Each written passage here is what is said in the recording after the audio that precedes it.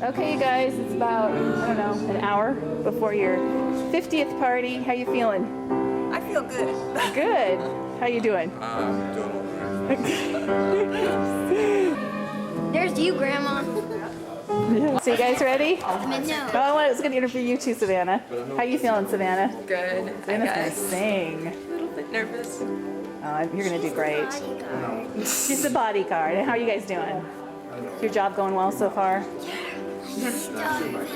Starving. She's so pretty. No. You were riding her? I want to get on the list. I would say sayonara. I want to go to multiple falls. I want to get on the Hey!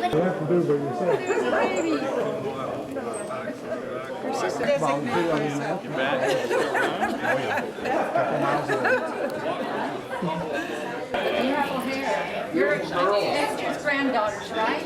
I need a name tag. Thanks, Julia. I did that. She signed for me. You know where Chicago is? It's in the middle. She may not. Way out east. Aren't you pretty? Are you? It's just from you. Lady after 50 years You look great too. with a gardenia. This is the famous Al Kennedy. Without Al Kennedy, there would be no Bob and Esther. Or that. Sarah or Dan. Sarah shared that with Dave, you probably don't remember, but this is my best man. Still my best man. Dan, did you say hi to Kennedy? No, because I was looking at his back. Hi, Jim. How are you? Good. How are you two? Came a long ways. We did. So have you. You've also grown. Well, you know, I'm 47 years old. I haven't grown for 30 years, but everybody that sees me says, "Oh, you're taller. You're taller." You just remember me short. Still, when I look at him, I The can't rest of us believe are he's just not that shrinking. dark. Yeah, That's that's right. true. That doesn't start You look taller. Yeah, our high school picture. Hey, how are you? I have some business. You look beautiful. I don't want to bump your corsage. Why didn't you put on anything good smelling? Give it to me. Congratulations. Everybody could take their seats. We can get going. We've got a lot of people waiting here patiently, and we're ready to roll. I know you're just getting rolling on the conversation, but I know you're all interested in eating, and there's a few things that have to happen before we eat. So we'll move things along. I'm getting a lot of backlighting from the windows being open. Unless you can get her to stand. And for those of you that don't know me, I'm Dan. I'm the oldest, and I was elected to this position by virtue of the fact that I am loud and large. So you will all be forced into listening to me for brief periods during today's festivities. What we're going to do is we're going to have a song, a performance, and then we will bless the food, and then the food will be brought out. You can all line up and eat. That's the first step, and then we'll have a couple things after everybody has their food in place. And so, without further ado, I would like to introduce to you the oldest granddaughter of Bob and Esther Sharp, straight from her award-winning performance in the 7th grade Cedar Park Middle School Choir. Let's have a warm round of applause for Savannah Sharp.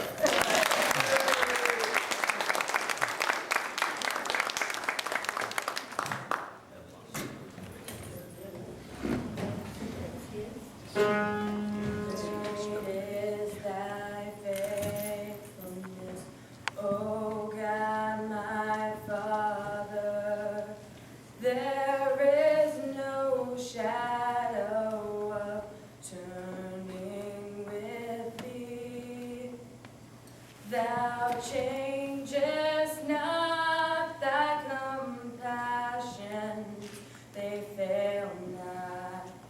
As thou hast been, thou forever wilt be. Great is thy faithfulness, great is thy faithfulness. Morning by morning, new mercies I see, and all I have needed, thy hands have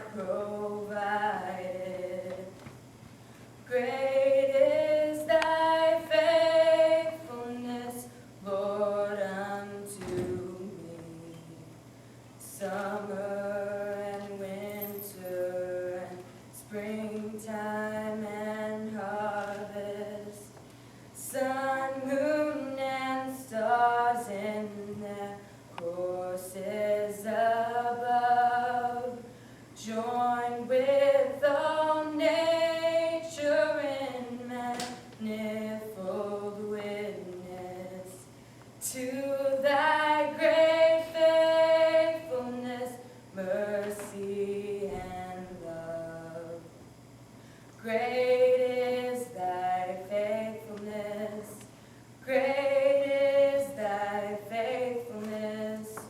Morning by morning, new mercies I see, and all I have needed, thy hands have provided. Great is thy faithfulness, Lord, unto me.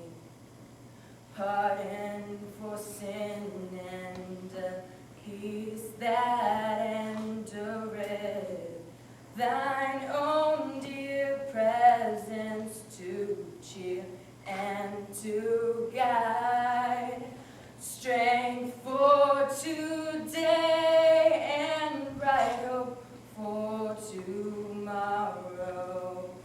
Blessings all mine with 10,000 beside. Great is thy faithfulness, great is thy faithfulness. Morning by morning, new mercies I see, and all I have needed, thy hands have provided. Great is thy faithfulness, great is thy faithfulness, great is thy faithfulness, Lord, unto me.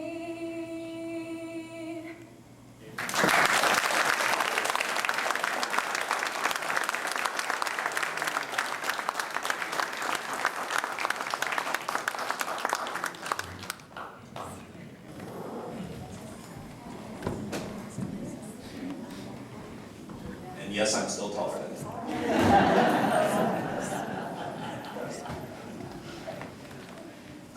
Dear God, I just want to thank you for bringing everyone here today, and I just thank you for the blessing that Grandma and Grandpa's 50 years of marriage have been to them and their family, all of us.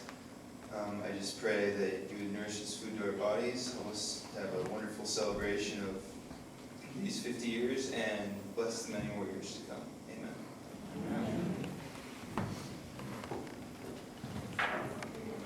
Let's eat.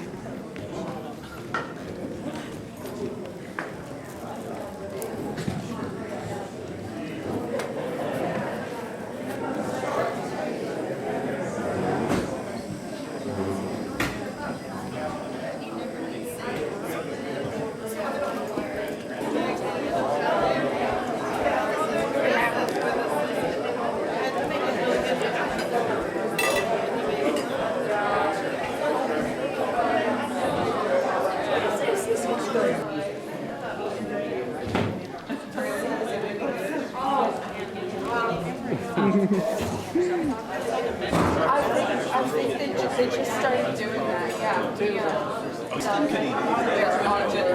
Yeah. And it even takes like 1,000 people.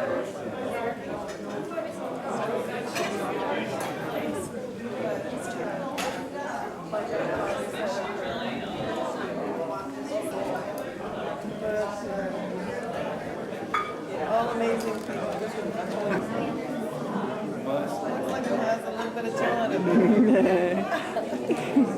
Here's the kids' table. We got Hannah and Kendall and Julia and Austin and Savannah and Jack. Okay, that's cute.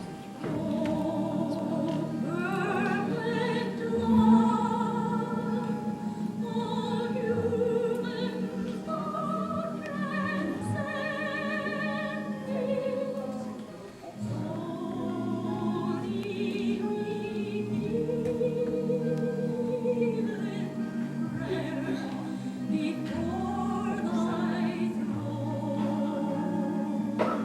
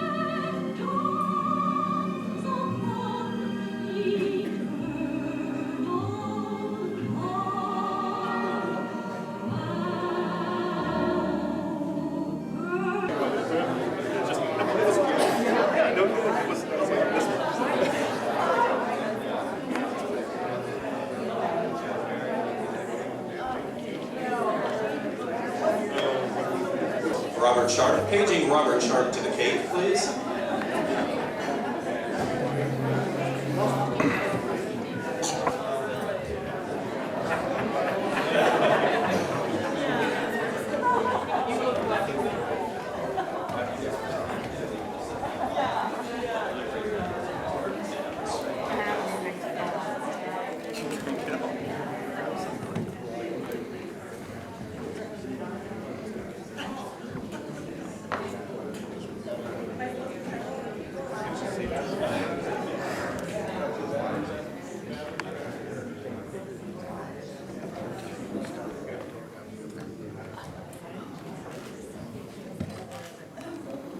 That's David's piece.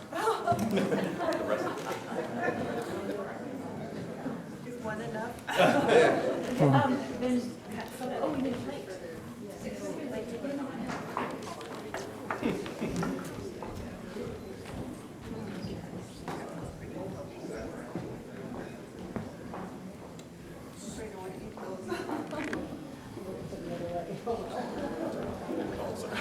Still don't have four. No little plates? Well, you're supposed to feed it to each other with fingers. But do we hold with our fingers? Okay. And we need napkins. Yeah, come on, you have it. Austin, por favor, napkins.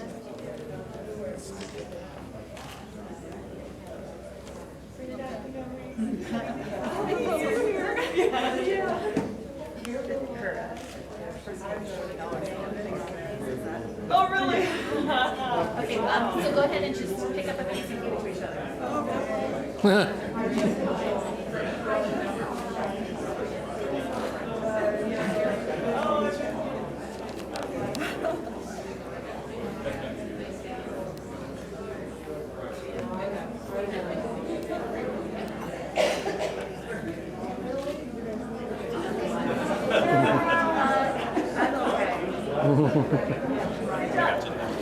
You have napkins?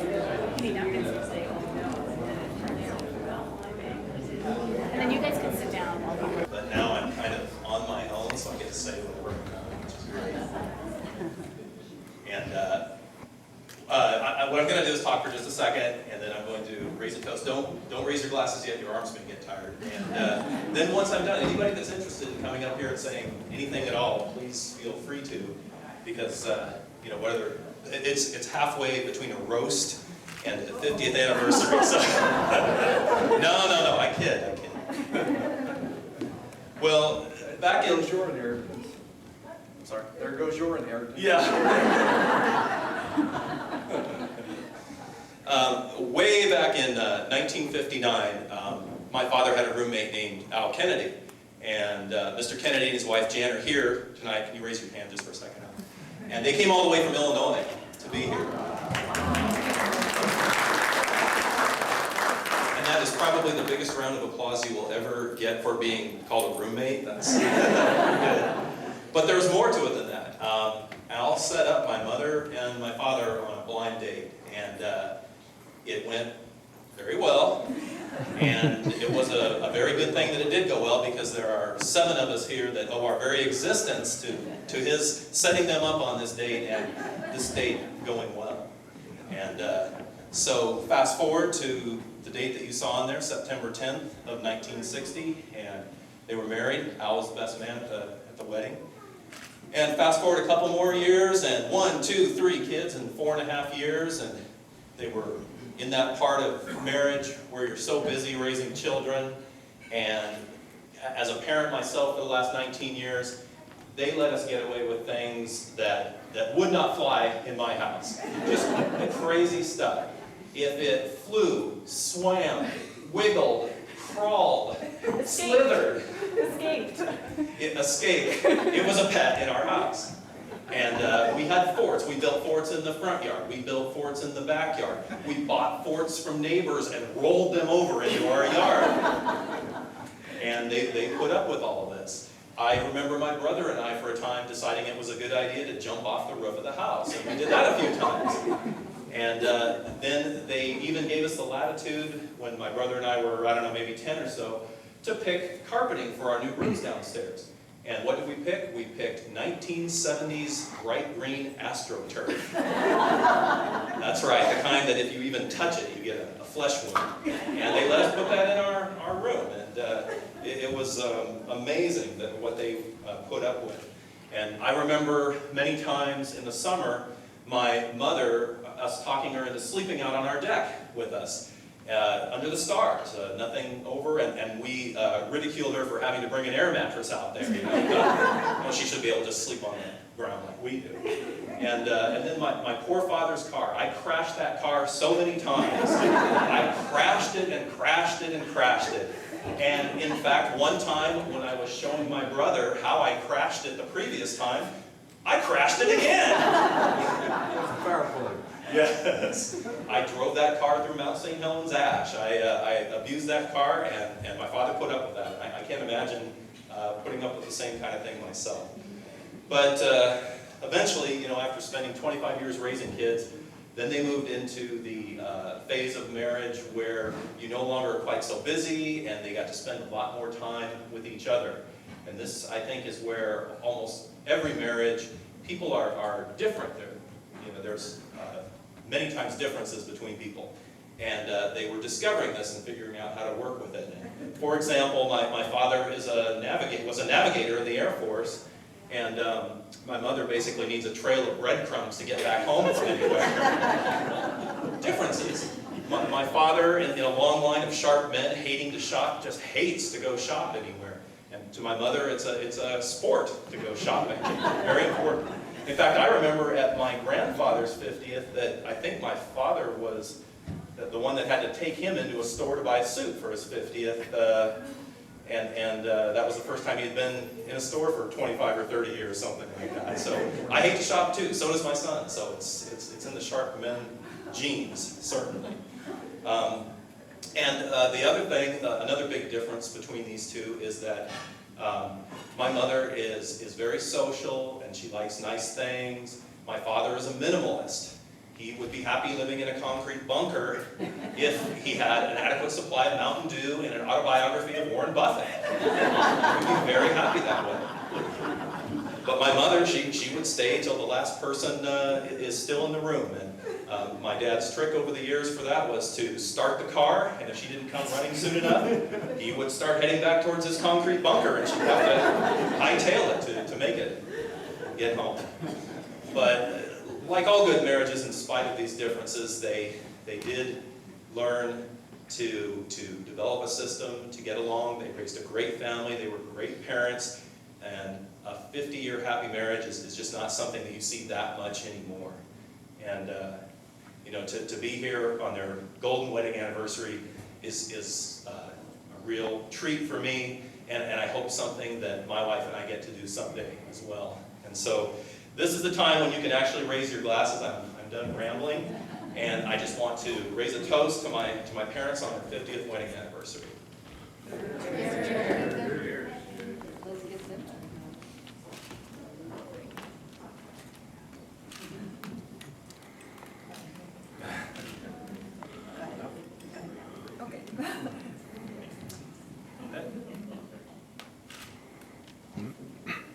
Now you can sit back down while other people get up and say this. First I got to tell you about those forts. The forts were built initially out of cardboard. A lot of the forts were built out of cardboard and sticks. And when they got tired of it or they were gone, I'd go out and kick them over. The last one I couldn't kick over. It was built with 2x4s and roofing on it. It took some professionals to take it down. All right, well, I am, if you guys want to sit, or you can stand, whatever is comfortable for you, but I'm pretty much done. Is there anybody here that would like to say anything? Any words at all? Al, I'll give the mic to you. You can come on up. Uh-oh.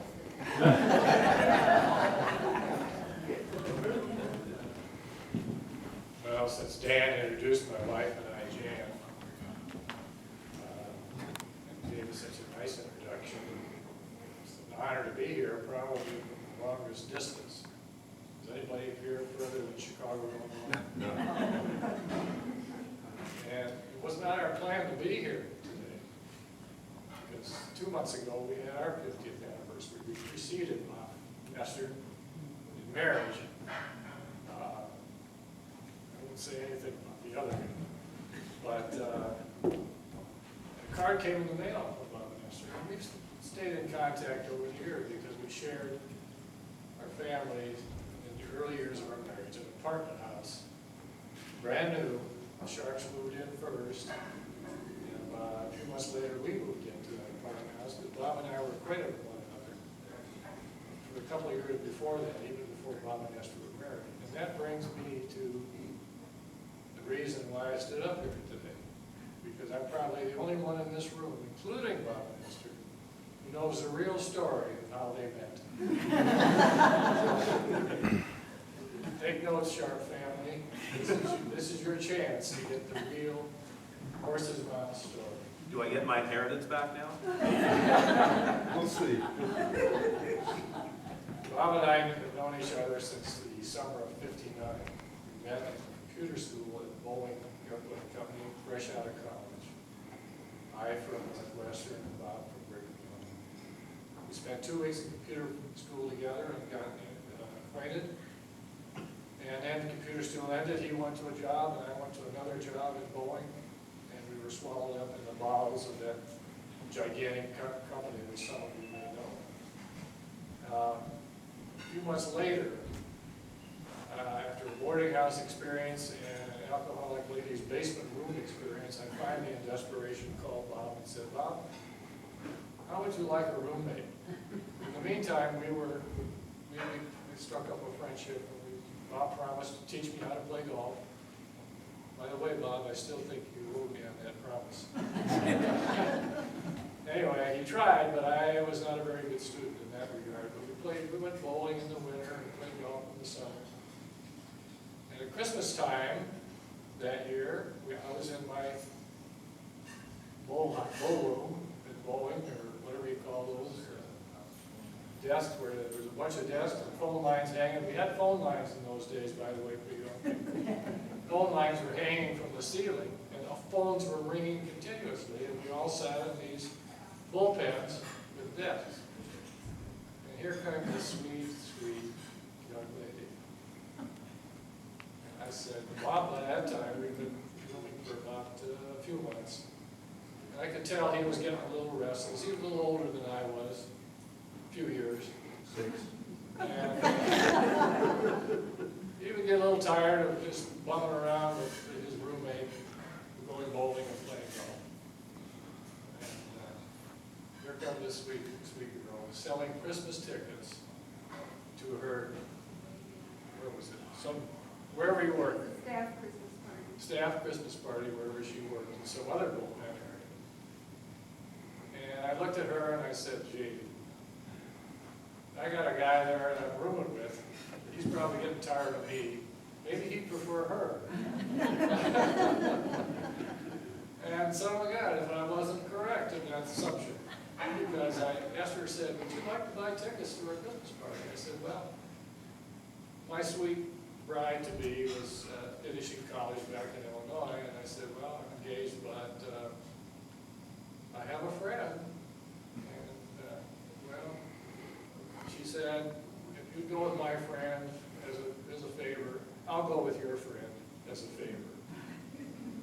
And so I bought 4 tickets. I went home that night and told Bob he had a date to a Christmas party.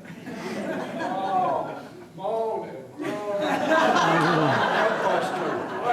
What is this? What did he fix me up with now? this guy, I just kind of, I know the image that he was conjuring up in his mind. For the next few days until the party, he was moaning and groaning, do I have to go to this thing? Can't we get out of it? You know, blah, blah, blah, blah. Well, the day came. We went.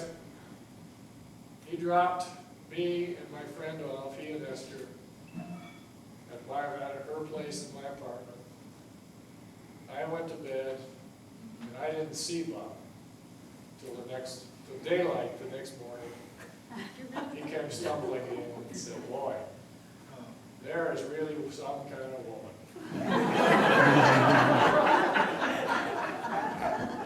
So there you have it over the years. That was the end of Bob and I going bowling and golfing. For the next several months, while I was waiting for my dear sweet bride to graduate from college, and I go back to get married, Bob and Esther, I never saw Bob after that. At least not before the morning hours. And then he'd come home, fall in bed, and sleep for several hours. And then on Monday morning, we'd both get up and go to work. So I was basically without a roommate, and Bob had found his.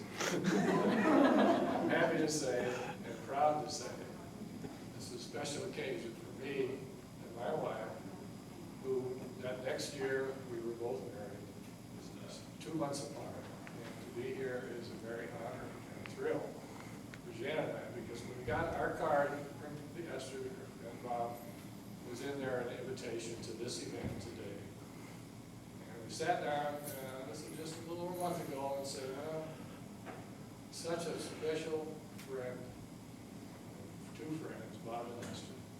And wouldn't it be nice just to take a trip? Which we did this week. We came here and toured the Oregon coast. Now we're going to tour a little bit more and go back next Tuesday. Fond memories of a wonderful, wonderful event. And renewing our friendship to dear friends, Bob and Esther.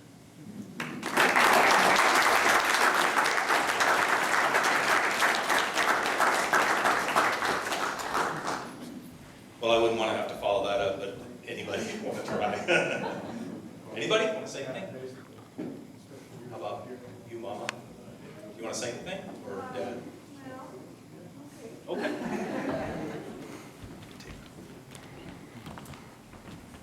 I'm just so thrilled that all of you could come today, and this is such a special event in our lives.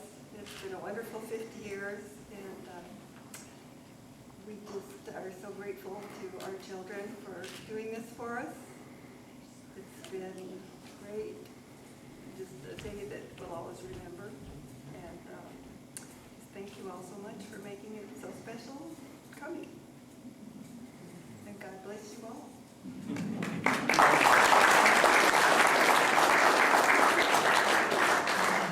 Dittos.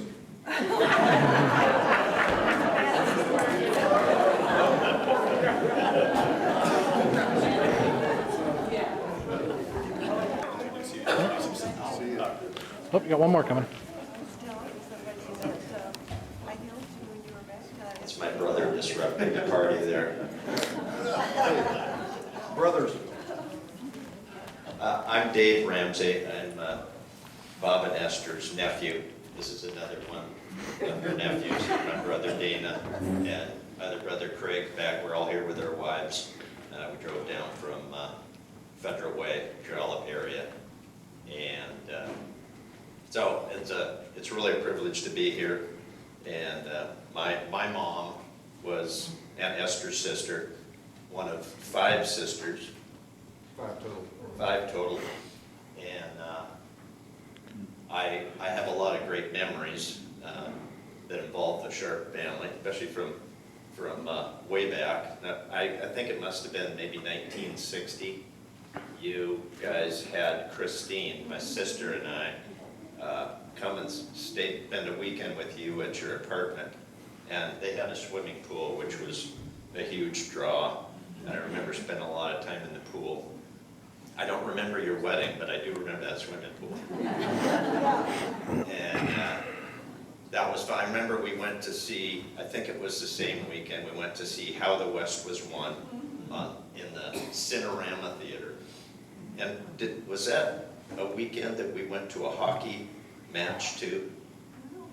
No? Maybe that must have been another event. He went with me when we were just dating to see one of his basketball games. Yeah, I remember that too. Yeah. But just remember a lot of good times with Uncle Bob and Aunt Esther. So I couldn't pass up the opportunity to thank you guys for the love you've given all your nieces and nephews over the years. The example you've been, not just to your own kids, but to everybody in this room and many other people, of faithfulness and love for each other first, love for the Lord, love for your children, and just the nature of your characters is an example to people you are in contact with, especially us who know you. So I'm very grateful for that. And I just pray God would continue to bless you, walk with you. Thank you.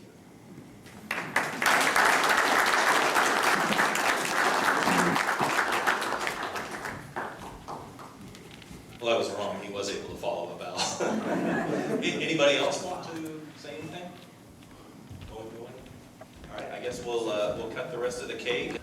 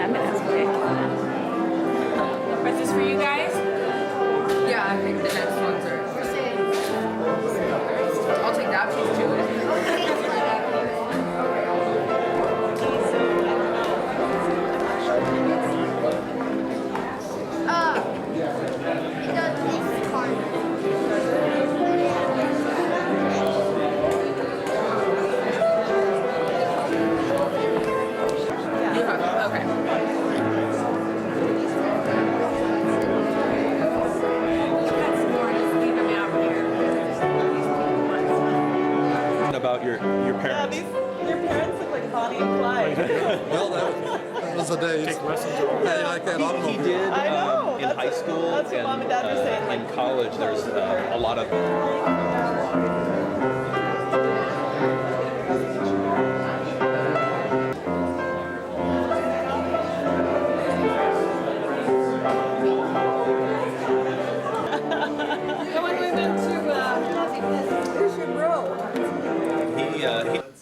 Okay, Mom, I'm gonna ask you again. What was your favorite part? Oh dear. Oh, I yeah, didn't she have didn't time to answer. think about it. Well, I liked the toast, especially, and what Dan said, and what Al said, and just having all our family that came there and friends, especially the Kennedys, was great. How about you, Dad? Dittos. I knew he was going to say that. What? You have no. You have no comment. Yes. That was wonderful. That was. That was really special. What was your favorite part? Everybody The mints? What was your favorite part? Hannah. You gonna answer me? voice. How about you, Savannah? Savannah's rubbing my feet. My favorite part was hearing them, watching the video and hearing them talk about Grandma and Grandpa. Oh, That was very cool. good. How about you, Dan? And seeing them. My favorite part is right now. Okay. I like the video and Savannah's song. Oh, very good, Julia. What was your favorite part? Her DS. I know what your favorite part Her was. DS. No, I bet her favorite part was the mints. Downstairs they have it. Where was it held? It's South America somewhere. What? Your Pan American years. They were in Panama? Chicago. The year he played. The University of Chicago. So you got a nice field trip. Difficulty drinking his pop in the kitchen.